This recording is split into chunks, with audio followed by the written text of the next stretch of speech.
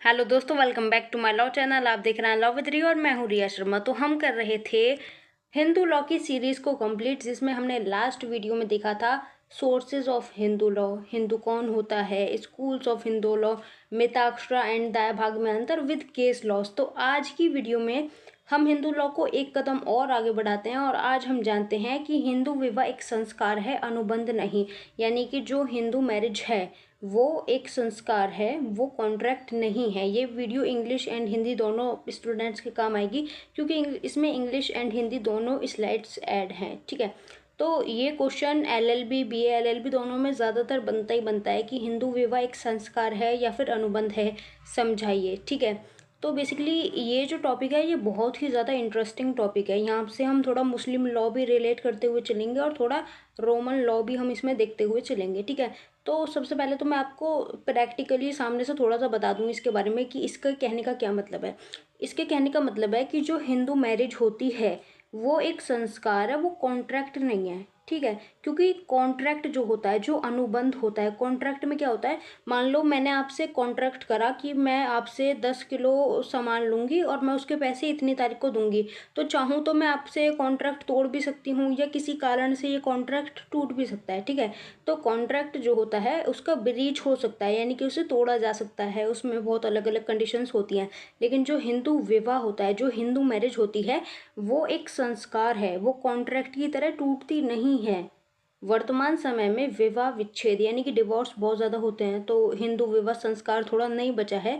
लेकिन मेनली यही बोला जाता है कि हिंदू विवाह एक संस्कार है, वो कॉन्ट्रैक्ट नहीं है। क्योंकि कॉन्ट्रैक्ट जो होता है वो तोड़ा जा सकता है, लेकिन जो हिंदू विवाह है उसमें सप्तपदी का सिद्धांत होता है, यानी कि उसमें बेसिकली 4 फेरे लिए जाते हैं। 7 नहीं होते, वो 4 फेरे होते हैं, जिनमें 3 में फीमेल आगे होती है और 1 में मेल आगे होता है बेसिकली। ठीक है, लेकिन इन्हें 7 फेरे भी बोला जाता है, कहीं कहीं पे 7 भी होते हैं, कहीं पे 4 भी होते हैं। ठीक है, तो बेसिकली इसमें 7 फेरे लिए जाते हैं, जन्म जन्म का रिश्ता होता है, जन्म जन्म का अटूट संबंध होता है। तो इस वजह से हिंदू विवाह जो है वो एक संस्कार है, वो अनुबंध नहीं है। ठीक है, तो इतना तो आप समझ गए कि इसका मतलब क्या है। ठीक है, लेकिन अब इसको थोड़ा थॉटिकली देखते हैं, क्योंकि पेपर में इतना सा लिखने से बात नहीं बनेगी। पेपर में आपको थोड़ा लेंथी सा लिखना पड़ेगा, बड़ा सा लिखना पड़ेगा। ठीक है, तो यहाँ पे इंग्लिश एंड हिंदी सब के लिए अच्छा खासा मटेरियल है, इसे आप लिख दोगे तो 20 नंबर आपके कहीं नहीं जाने वाले। ठीक है, तो सबसे पहले दिखता है इंट्रोडक्शन। क्वेश्चन इस तरह बनता है कि क्या आप इस कथन से सहमत हैं कि हिंदू विवाह एक संस्कार है, अनुबंध नहीं है। ठीक है, तो हिंदू विवाह अधिनियम 1955 द्वारा क्या परिवर्तन किए गए हैं वो भी बताइए। ठीक है, तो एंड में उन परिवर्तन को, उन चेंजेस को भी हम देखेंगे। सबसे पहले देखते हैं इंट्रोडक्शन। तो बेसिकली हिंदू विधि में विवाह को न तो शारीरिक वासना को तृप्त करने के साधन के रूप में देखा गया है और न ही कॉन्ट्रैक्ट के रूप में देखा गया, बल्कि जो हिंदू विवाह है वो एक धार्मिक अनुष्ठान माना जाता है, यानी कि वो एक प्योर रिलीजियस सैक्रिमेंट है। ठीक है, so in Hindu law marriage is neither seen as a means to satisfy physical desire, यानी कि हिंदू जो मैरिज होती है उसमें फिजिकल डिज़ायर्स को सेटिस्फाई करने के लिए मैरिज को नहीं देखा जाता, बल्कि हिंदू रिलीजन में मैरिज जो है वो एक प्योर धार्मिक अनुष्ठान है। वाइफ जो होती है वो हस्बैंड की अर्धांगिनी होती है, यानी कि आधा अंग होती है। ठीक है, तो यहाँ पे ऐसा नहीं है कि फिजिकल डिज़ायर्स को सेटिस्फाई करने के लिए शादी की जाती है, बल्कि जो शादी होती है वो एक धार्मिक अनुष्ठान होती है। इसके सिवा देव ऋण, पितृ ऋण, ऐसे ऐसे जो ऋण होते हैं उनमें से जो आपका पितृ ऋण है, पितृ ऋण उतारने के लिए भी शादी बहुत ज़्यादा इंपॉर्टेंट है। ठीक है, तो विवाह सभी जाति के लिए आवश्यक माना गया है और ऐसा माना जाता है कि विवाह का उद्देश्य जो 3 ऋण यानी कि जो 3 उधार इंसान के ऊपर होते हैं उनमें से एक उधार को हटाने के लिए किया जाता है। वो एक उधार है पितृ ऋण, क्योंकि पितृ ऋण जो होता है यानी कि जो एंसेस्ट्रल डेप्ट होता है उससे मुक्ति पाने के लिए पुत्र होना इंपॉर्टेंट है और पुत्र बिना शादी के हो नहीं सकता। ठीक है, तो यही कारण है जिससे हिंदू विवाह को आवश्यक माना गया है। Marriage is considered essential for all castes, चाहे कोई भी जाति हो, कोई भी धर्म हो, हर जगह पे मैरिज जो है वो इसेंशियल है। ठीक है, it is believe that the purpose of marriage is to free of oneself from one of the 3 debts, यानी कि ऋण, जिन्हें ऋण बोला जाता है, that bind every Hindu to be freed from the pitru rin, यानी कि एंसेस्ट्रल डेप्ट। The birth of a son is deemed necessary, यानी कि ये जो पितृ ऋण होता है इस ऋण से मुक्ति पाने के लिए पुत्र होना बहुत ज़्यादा इंपॉर्टेंट है, उसके लिए भी शादी एक तरह से आवश्यक हो जाती है। ठीक है, तो इतना इतना तो आपको क्लियर हो गया होगा कि जो हिंदू विवाह होता है, जो हिंदू मैरिज है, वो बहुत ही ज़्यादा एक पवित्र बंधन है, बहुत धर्म की दृष्टि से बहुत इंपॉर्टेंट है, ठीक है। वो फिजिकल जो डिज़ायर्स हैं केवल उन्हें सेटिस्फाई करने के लिए नहीं बनी है। हिंदू मैरिज जो है वो धर्म की दृष्टि से भी बहुत इंपॉर्टेंट है, ठीक है। अब देख लेते हैं मैरिज एज अ कॉन्ट्रैक्ट, यानी कि अनुबंध के रूप में विवाह। संस्कार के रूप में विवाह हमने पीछे देख लिया, अब देखते हैं अनुबंध के रूप में विवाह, यानी कि मैरिज एज अ कॉन्ट्रैक्ट।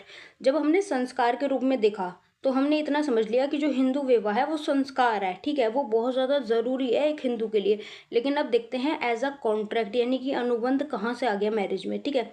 तो हिंदू परंपराओं के ठीक विपरीत प्राचीन रोमन विधि में विवाह को अनुबंध माना गया है, यानी कि जहाँ पे हिंदू विवाह को एक धार्मिक संस्कार माना गया है, उसके विपरीत यानी कि उसके खिलाफ जाके जो प्राचीन रोमन विधि है वहाँ पे विवाह को कॉन्ट्रैक्ट माना गया है, ठीक है। यहाँ पे क्या होता है कि स्त्री और पुरुष यानी कि जो मैन एंड वीमेन हैं they could Mary by mutual consent, यानी कि वो स्वेच्छा से अपनी मर्जी से शादी यानी कि विवाह कर सकते हैं और अपनी मर्जी से ही विवाह विच्छेद भी कर सकते हैं, यानी कि अपनी मर्जी से शादी करो और अपनी मर्जी से डाइवोर्स ले लो, ठीक है। अतः यह अनुष्ठान नहीं है और न ही इसके लिए अनुष्ठान की आवश्यकता थी, यानी कि जो आपकी रोमन ट्रेडिशन थे, रोमन लॉ थे, उनमें मैरिज एक कॉन्ट्रैक्ट थी। यहाँ पे मैन और वुमेन जो थे वो म्यूचुअल कंसेंट यानी कि अपनी सहमति से शादी कर सकते थे और अपनी मर्जी से ही डिसॉल्व भी कर सकते थे, यानी कि डाइवोर्स भी कर सकते थे। Therefore it was neither a sacrament nor required any religious ritual, यानी कि इसमें कभी भी अनुष्ठान की आवश्यकता ही नहीं पड़ी, ठीक है। तो आपके जो हिंदू विधि है इसमें सदैव विवाह को संस्कारी माना जाता है। यहाँ तक कि जो अंग्रेजी शासनकाल था, जो ब्रिटिश रूल था, उसमें भी इसे संस्कार माना गया, ठीक है। ठीक इसी प्रकार जैसे रोमन लॉ में शादी को एक कॉन्ट्रैक्ट मानते हैं, ठीक उसी प्रकार मुस्लिम के विवाह को भी एक अनुबंध माना गया है, यानी कि जो सिमिलरली मुस्लिम लॉ है वो भी एक कॉन्ट्रैक्ट ही है, क्योंकि इसमें भी पति पत्नी आपस में शादी भी मर्जी से होती है, तलाक भी मर्जी से होता है, ठीक है। क्योंकि जब शादी वगैरह होती है तो उनका जो शादी निकाहनामा जो होता है, निकाह होता है ना इनके यहाँ पे, तो इनका जो निकाहनामा होता है उस पर साइन होते हैं, गवाहों के साइन होते हैं। जैसे कॉन्ट्रैक्ट करते हैं तो कॉन्ट्रैक्ट करते टाइम पे भी गवाह वगैरह के साइन होते हैं और शर्तें लिखी होती हैं, जो भी चीज़ें होती हैं, ठीक उसी प्रकार से इनके यहाँ पे जो निकाह होता है उसमें भी गवाहों के साइन होते हैं, इनके साइन होता है। तो मुस्लिम विवाह जो है उसको भी एक अनुबंध माना गया है, इसमें पति पत्नी को तलाक संबंधी भी बहुत सारे अधिकार दिए गए हैं, ठीक है। अतः हिंदू विवाह एक धार्मिक संस्कार है, पवित्र और दैवीय बंधन है और संस्कार के रूप में इस कारण से भी ये संस्कार है कि जो बंधन एक बार बंध गया वो छूटता नहीं है, ठीक है। यहाँ पे 7 जन्म जन्मांतर वाली बात है कि 7 जन्म होते हैं, जन्म जन्मांतर तक साथ रहेंगे, इस तरह से, ठीक है। तो इसलिए ये एक संस्कार है। अब ये तो अलग बात हो गई, अब थोड़ा थोड़ा पीछे जाके हिस्टोरिकल वे में देखते हैं, क्योंकि मनु जो थे, मनु हमारे पहले वैवस्वत थे, ठीक है। तो मनु के अनुसार पति पत्नी का मिलन इसी जीवन का नहीं है बल्कि मृत्यु के बाद भी जन्म जन्मांतर का संबंध है, ठीक है। मनु ने ये भी बोला है कि कन्या विवाह में एक बार हस्बैंड को दी जाती है और उसके बाद जीवन पर्यंत यानी कि जब तक उसकी लाइफ है, लाइफ टाइम तक वो पत्नी के रूप में उसी इंसान के साथ रहेगी जिसे वो दी गई है, ठीक है। ऋषियों ने ये तक कहा है कि पुत्रहीन स्त्री भी स्वर्ग प्राप्त कर सकती है, यानी कि जिसे पुत्र नहीं है उस स्त्री को भी स्वर्ग मिलेगा अगर वो पतिव्रत धर्म का पालन करती है, यानी कि वो डिवोटेड है अपने हस्बैंड के लिए। और पिछले टाइम में था भी कि जो वाइफ होती थी वो कंप्लीटली अपने हस्बैंड के लिए डिवोटेड होती थी। एक होता है ना सतीपन, वो पिछले टाइम में वाइफ्स में था। आज के टाइम की वाइफ थोड़ी डिफरेंट हैं, वो इतना मतलब कुछ कुछ ऐसी हैं जो बहुत ज़्यादा लॉयल भी होते हैं, लेकिन कुछ ऐसी हैं जो मतलब आफ्टर डेथ दूसरी शादी कर लेंगी, इस तरह से मतलब अलग अलग सबके यहाँ पे सिस्टम है। लेकिन जो प्राचीन हिंदू विधि है उसमें यही सिस्टम था कि दूसरी मैरिज नहीं होगी, आप दोबारा शादी नहीं कर सकते एक बार शादी होने के बाद, और ये भी इसमें अभी दिखेगा आपको आगे, ठीक है। क्योंकि प्राचीन जो हिंदू विधि थी उसमें शादी नहीं कर सकती थी, अगर एक बार हस्बैंड की डेथ हो गई, वो विधवा हो गई तो वो पुनर्विवाह नहीं कर सकती थी। लेकिन आज के टाइम में विधवा पुनर्विवाह को मान्यता दे दी गई है और अधिनियम भी है, ठीक है। इसके सिवा आगे चलते हैं। नारद और पराशर ने भी कहा है कि यदि विधवा पतिव्रत धर्म का पालन नहीं करती और भ्रष्ट हो जाती है तो उस स्त्री को पति की संपत्ति में कोई अधिकार नहीं मिलेगा। यानी कि मान लो किसी का हस्बैंड मर गया और वो भ्रष्ट हो गई है, यानी कि किसी और से उसका कोई संबंध है, तो पति की जो संपत्ति है उसमें उसको कोई भी अधिकार नहीं मिलेगा। समझ गए? मनु ने पत्नी की आचार संहिता का वर्णन करते हुए भी कहा है कि स्त्री को दूसरे विवाह की कल्पना भी नहीं करनी चाहिए। यानी कि जो एक वाइफ है उसे कम्प्लीटली अपने हस्बैंड के प्रति डिवोटेड होना चाहिए, उसे दूसरी शादी के बारे में कल्पना भी नहीं करनी है, सोचना भी नहीं है। ठीक है, पति की डेथ के बाद में वो अपने जीवन को फल फूल पल व्यतीत करके शरीर को समाप्त कर ले, किंतु दूसरे पुरुष का नाम भी ना ले। यानी कि जैसा मिल रहा है वैसा खा लो, शांति से सुख से रहो, लेकिन किसी पर पुरुष यानी कि दूसरे पुरुष के बारे में मत सोचो। ठीक है, इस प्रकार ब्रह्मचारी जीवन व्यतीत करती हुई, यानी कि एक ब्रह्मचारी वाला जो जीवन होता है, ठीक है, तो ब्रह्मचारी जीवन व्यतीत करते हुए आमरण सतत जीवन बिताएगी अगर एक स्त्री, तो वो स्वर्ग की अधिकारिणी होगी। ऐसा मनु ने कहा है कि अगर तुम्हारे हस्बैंड नहीं, एक मिनट, हाँ, ऐसा मनु ने कहा है कि दूसरे विवाह की तुम्हें कल्पना भी नहीं करनी है, और अगर तुम्हारे हस्बैंड की डेथ हो गई है तो तुम नॉर्मली अपनी लाइफ जियो और एंड में नॉर्मली मर भी जाओ, तो इससे तुम्हें स्वर्ग मिलेगा। ठीक है, Manu, while describing the code of conduct for a wife, said that a woman should not even imagine a second marriage, यानी कि सेकंड मैरिज, दूसरी मैरिज के बारे में सोचना भी नहीं है। Even after the death of her husband, she should spend her life in simplicity, यानी कि अगर आपके हस्बैंड की डेथ हो गई है तो आपको सिंप्लिसिटी वाली और सेल्फ रेस्ट्रेंट वाली लाइफ जीनी है। Eventually ending her life in the same state, यानी कि सिंप्लिसिटी के साथ अपने जीवन को त्याग देना है। She should not even utter the name of another man, यानी कि किसी दूसरे इंसान का नाम तक नहीं लेना है पर पुरुष का। ठीक है, in the way by the living of life of a celibacy and chastity until that she become worthy of attaining heaven, यानी कि जब वो इतनी पवित्र जीवन को जिएगी, ऐसा सतीत्व वाला जीवन जिएगी, तो डेफिनेटली उसे एंड में स्वर्ग मिलेगा। ठीक है, तो ये मनु का कहना था। अब देख लेते हैं हिंदू विवाह अधिनियम 1955 का परिवर्तित स्वरूप, यानी कि किस तरह से चीज़ें चेंज हो रही हैं। तो प्रारंभ में जो हिंदू विवाह था वो एक धार्मिक संस्कार था, ठीक है, लेकिन वर्तमान टाइम में इसकी प्रकृति यानी कि जो नेचर है वो कम्प्लीटली चेंज हो गया है। आज के टाइम में ये कॉन्ट्रैक्ट जैसा बन गया है। ठीक है, हिंदू विवाह अधिनियम 1955 के लागू होने के बाद इसका स्वरूप चेंज हो गया है और इसके अनुसार विवाह संस्कार नहीं है बल्कि अनुबंध रह गया है। अब ऐसा मैंने क्यों कहा, क्योंकि वर्तमान समय में विवाह विच्छेद भी किया जा सकता है। यानी कि पहले क्या सिस्टम था कि हिंदू विवाह जो है वो जन्म जन्मांतर तक का संबंध है और कोई विवाह विच्छेद नहीं होगा, कोई डाइवोर्स नहीं होगा और कोई दूसरी शादी भी नहीं करोगे अगर आपका हस्बैंड मर गया तो। ठीक है, लेकिन वर्तमान समय में विवाह विच्छेद भी किया जाता है, यानी कि in the present time divorce is also possible, यानी कि डाइवोर्स भी होता है। और हिंदू विवाह के स्वरूप को यानी कि हिंदू विधवा पुनर्विवाह अधिनियम 1856 ने आके नष्ट कर दिया है।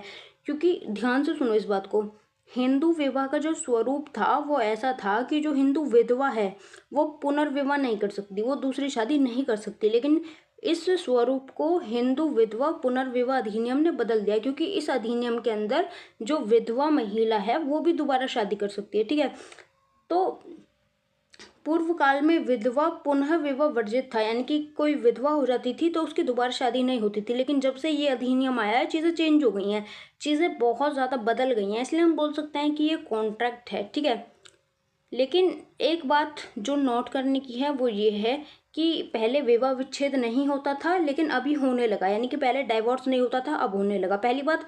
दूसरी बात, पहले विधवा की शादी नहीं होती थी अब विधवा की शादी होने लगी। तो ये जो दो चीज़ें हैं इनसे हिंदू मैरिज जो है उसका स्वरूप डगमगा गया है।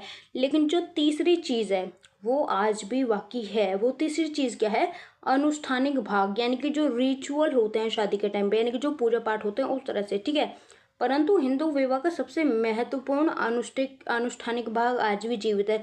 बेशक विवाह विच्छेद होने लगा, विधवा पुनर्विवाह होने लगा, लेकिन ये तीसरी चीज़ आज भी बाकी है, क्योंकि हिंदू विवाह में अनुष्ठान का यानी कि पूजा पाठ का इन चीज़ों का बहुत ज़्यादा महत्व है। However, the most significant ritualistic aspect of Hindu marriage still survive today, यानी कि ये आज भी सर्वाइव करती है, क्योंकि हिंदू वेडिंग में इसकी इम्पोर्टेंस आज भी बहुत ज़्यादा है। अतः यह निष्कर्ष निकलता है कि हिंदू विवाह न तो संस्कार बचा है और न ही ये कॉन्ट्रैक्ट है पूरी तरह से। ठीक है, इसमें दोनों तत्व हैं, यानी कि इसमें संस्कार भी है और इसमें अनुबंध भी है, दोनों मिक्स हो गए हैं। लेकिन ना तो हम ये कर सकते हैं कि कम्प्लीटली संस्कार है और ना ये कह सकते हैं कि अनुबंध है।